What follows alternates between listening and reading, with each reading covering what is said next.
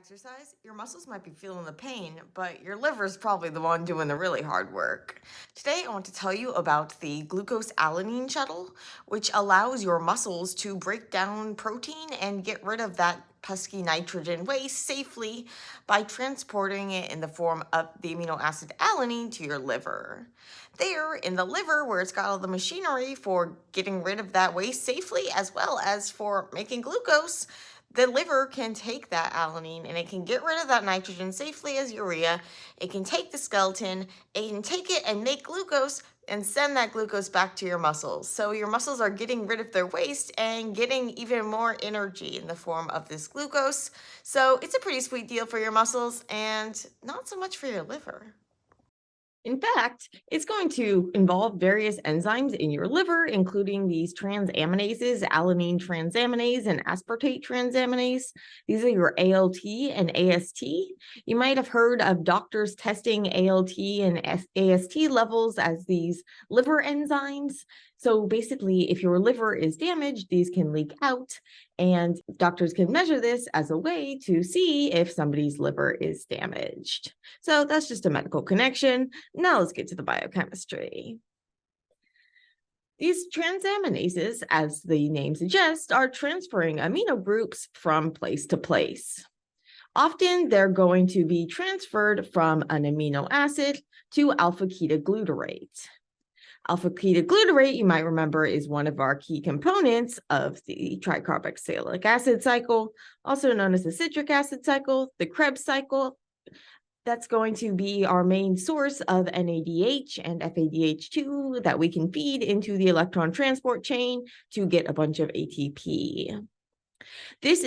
Transfers like these from an amino acid onto alpha-ketoglutarate, however, are not going to give us a component that we can put through the TCA, but they are going to give us a different alpha-keto acid, which might be something that can enter the tricarboxylic acid cycle if we're talking about one of our glucogenic amino acids, or at the very least, it could be some way to get rid of that amino group from the amino acid and stick it onto alpha-ketoglutarate. When you stick it onto alpha-ketoglutarate, well, now you get glutamate. If you wanted glutamate, great. If you don't want glutamate, well, there are other things that you can do now that you have that nitrogen group there. By having kind of all of these different amino acids go to sticking the nitrogen group on the amino group onto alpha-ketoglutarate, you get this central kind of stop, this liaison between where the amino group on one thing and wherever you want it to end up. Now that you have it all on glutamate, you can use that glutamate as a central source of this nitrogen. You can do things like put it onto pyruvate to give you alanine. You can do things like stick it onto oxaloacetate to give you aspartate. And of course, you can go the other direction with all of these. So for example, if you wanted to break down aspartate in order to get oxaloacetate that you could feed into the tricarboxylic acid cycle, well, you could do that. And if you wanted to take that alanine and take the amino group off to get pyruvate, well, you can do that too. You can therefore use these amino acids as a source of energy. However, when you do that, well, now you're generating this nitrogen. And generate free nitrogen in the form of ammonia, well, that would be an issue. And so when your muscles, say, are breaking down amino acids because they need energy, they're going to be generating those nitrogen groups. That nitrogen, if you look at the citric acid cycle, you don't see any nitrogen in there. That nitrogen has to go somewhere, and you want it to go somewhere safely. And glutamate is going to allow us ways to do this. But the ways that we can do this are concentrated in our liver as well as in our kidneys. Your muscles aren't going to have the ability to safely remove of that nitrogen as urea, say, but your liver can. Your muscles are going to make your liver do that hard work of removing that waste, and they're also going to make the liver give you more glucose back. So when they're going to do this, they're going to be transferring those nitrogen groups in the form of alanine. So we talked about how alanine transaminase could take an amino group from glutamate, stick it onto pyruvate to give you alpha-ketoglutarate and alanine. That alanine, what it's going to do is it's going to transfer through the bloodstream, and it's going to travel through the bloodstream to the liver. In the liver, you're going to have the exact opposite thing happen. Here, you're going to have that same alanine transaminase. Well, in the liver, at least, it's not the exact same copy, of course, but it's going to then transfer the amino group back off of alanine and onto alpha-ketoglutarate to give us glutamate. And glutamate, well, that was what we were just looking at, where we had all those ways we can use glutamate in order to get rid of those amino groups safely. So we're able to take that amino group off of glutamate, and we're able to do things like get rid of it as urea through this thing called the urea cycle. The urea cycle is also going to involve that AST we talked about. So that's aspartate aminotransferase. Here, you're going to get an amino group from aspartate and an amino group from glutamate. These are going to combine to give you this molecule of urea. And you also see that arginine is going to play an intermediary role in that generation. But you have these two amino acid transaminases that are playing a key role. And you can imagine that that initial nitrogen group, it didn't have to be coming from that alanine, that when you had that situation happening with that transaminase reaction, that could be any amino acid that was generating that nitrogen group that you then were able to stick onto glutamate, which you could then stick onto pyruvate to give you alanine. And then that alanine can transfer through the blood. So we talked about how we get rid of that nitrogen group in the liver, but that's not all the muscles want to do. The muscles want to keep moving. They want fuel. They're getting rid of pyruvate, or basically getting rid of pyruvate by converting it to alanine that they're getting rid of.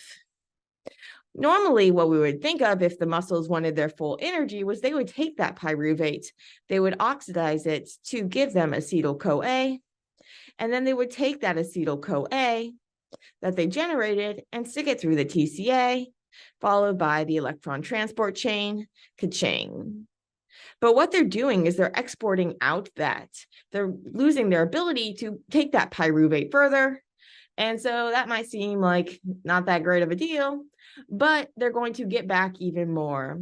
So they're getting rid of a 3-carbon skeleton, and in return, they're going to get glucose. They're going to get the 6-carbon skeleton where they could do this whole glycolysis again. And if 2 gets 2 pyruvates, and then if you transfer one of them out, well, you get basically a free pyruvate in addition to the pyruvate equivalent that you got back. So that's a good deal for your muscles. And why don't the muscles just directly do this? Well, the muscles don't have the machinery to do that gluconeogenesis. So pyruvate, that's the end step of glycolysis. And it's the beginning state of gluconeogenesis, so the making of glucose. That making of glucose is going to happen in your livers and in your kidneys. And in this case, what we care most about is our liver, because that's where we're sending that alanine in this glucose-alanine cycle generally. So what's going to happen in your liver is that they can convert that pyruvate into glucose and send that glucose back to your muscles. If you look at this diagram, you'll also see that one of the main sources of nitrogen transfer in the blood is glutamine. Glutamine is often going to be a source of the nitrogen that can feed into the urea cycle. But any of these amino acids, including the alanine, can transfer the amino group onto alpha-ketoglutarate to give you that glutamate, which can then provide a nitrogen source. So I was curious about the glutamine versus alanine, and it turns out that the alanine is the preferred source in your liver, but the glutamine is the preferred source in your kidneys. This allows for things like the differential regulation of the gluconeogenesis, of glycolysis, all of this different stuff in your livers versus your kidneys. And all of this is happening thanks to the ability of cells to carry out all these transamination reactions. The first stop is often that glutamate, which we form by taking the amino group off of an amino acid and putting it onto alpha ketoglutarate to give us glutamate, as well as an alpha keto acid. We call it an alpha keto acid because basically it has a ketone alpha to a carboxylic acid group. So when something is right next to it, we say it's alpha. If it was 2 away, it would be beta, etc., etc. So in this case, we end up with an alpha keto acid, which might be a component of the tricarboxylic acid cycle, in which case we can use it to regenerate intermediates that we siphoned out of the tricarboxylic acid cycle.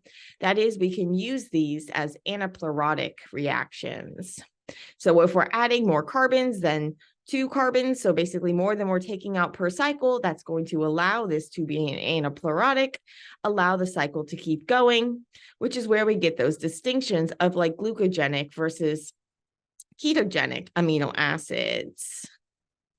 We can also use transamination in order to interconvert between amino acids. All sorts of cool stuff that we can do. As to how it actually is all working, these transamination reactions typically involve this cofactor called PLP, or pyridoxal phosphate. In the active site of the transaminase, there's a lysine residue that can form a covalent bond. The special group called the shift base, it can form this with the PLP, so you get this covalent linkages of this cofactor. Well, that cofactor is tightly held there. Well, now you're actually going to swap it off of the enzyme and onto the alpha keto acid, but don't worry, there's still plenty of other non-covalent interactions holding this in place. Once that amino group has been transferred, you can remove the alpha keto acid. Now you have to regenerate the PLP. You can transfer that amino group onto the second thing. So you can transfer it onto an alpha ketoglutarate to give you glutamate. And then you can imagine that if you had another transaminase that took glutamate, you could get something similar happening. By having all these different transaminases first stick things onto glutamate, well, now you just have to have those secondary transaminases specializing in working with the glutamate. A lot easier to control things, fewer enzymes, a bunch of benefits to doing things this way. But all those transaminases are typically going to be involving that PLP and PMP. All this talk about cycling, about your muscles, making your livers do hard work so that the muscles can get back energy. This might remind you of a different cycle, the Cori cycle. In the Cori cycle, our muscles were doing anaerobic respiration. Basically, they were working so hard, they didn't have enough oxygen. And so in order to keep doing glycolysis, they're going to need to regenerate NAD+. Normally, that NAD+ is going to be regenerated in the electron transport chain by using the electrons from the NADH that they generated and passing them off through the electron transport chain to generate ATP. So great use for it. But if you don't have oxygen, that whole electron transport thing isn't going to work. And so instead, the muscles need a way in which to keep glycolysis going. They need to regenerate that NAD+. They can do this by converting that pyruvate into lactate. Now, your muscles don't want that lactate, although it's probably not the source of the soreness. It's probably just like micro tears and stuff, but they don't want that lactate anyway. It's not very helpful for them. So they're going to send it to the liver. The liver, then what it can do is it can actually convert that lactate back into pyruvate. It can use that pyruvate because the liver, remember, it's got all that glucogenesis stuff. It can make glucose, which it can then send back to the muscles. So the muscles get a sweet deal too, there too. But in that case, you were doing it to regenerate the NAD. And in this case, the muscles didn't get to keep that NADH. So they didn't actually get to use it to cash in for ATP. In the case of our glucose-alanine cycle, here, however, we do get to keep those NADHs, so we can cash those in through the electron transport chain as long as we have oxygen. So with the glucose-alanine cycle, the purpose here isn't to regenerate the NAD+. Instead, the purpose is to get rid of that nitrogen. If we want to keep this going as a cycle, all we're going to be transferring is the nitrogen from in the muscles. However, if we want to, we could actually, if we use the amino acid skeletons, we could go and we could take, say, this alpha ketoglutarate, and we can use it to enter the TCA and get energy that way. So there are lots of different options, and metabolism, remember, is not as simple pathways. It's this giant complex net. Everything is interconnected. It's all complicated, but it's all simple in a sense that often it makes sense. You see this basic same concepts over and over. Now we know we have this way where we can transaminate things. We could transfer those amino groups, and then it's all just about what's going where and why and when and where.